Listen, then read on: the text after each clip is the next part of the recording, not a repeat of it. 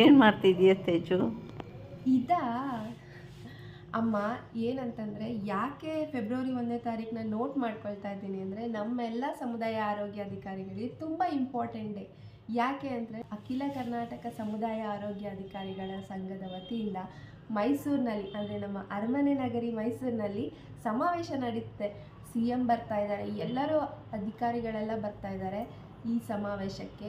ಎಲ್ಲ ಜಿಲ್ಲೆಗಳಿಂದ ನಮ್ಮ ಸಮುದಾಯ ಆರೋಗ್ಯಾಧಿಕಾರಿಗಳು ತಮ್ಮ ತಮ್ಮ ಕುಟುಂಬಗಳ ಜೊತೆಗೆ ಈ ಕಾರ್ಯಕ್ರಮಕ್ಕೆ ಬರ್ತಾ ಇದ್ದಾರೆ. ಫೆಬ್ರವರಿ 1ನೇ ತಾರೀಕು ಮೈಸೂರಿಗೆ ಬರ್ತಾ ಇದ್ದಾರೆ. ಮಹಾರಾಜ ಕಾಲೇಜ್ ಆವರಣದಲ್ಲಿ ಈ ಕಾರ್ಯಕ್ರಮ ನಡೀತಾ ಇದೆ. ಈ ಕಾರ್ಯಕ್ರಮ ಯಶಸ್ವಿಗೊಳಿಸಲು ನೀವು ಬನ್ನಿ, ನಿಮ್ಮವ್ರನ್ನೂ ಕರ್ಕೊಂಡು ಬನ್ನಿ.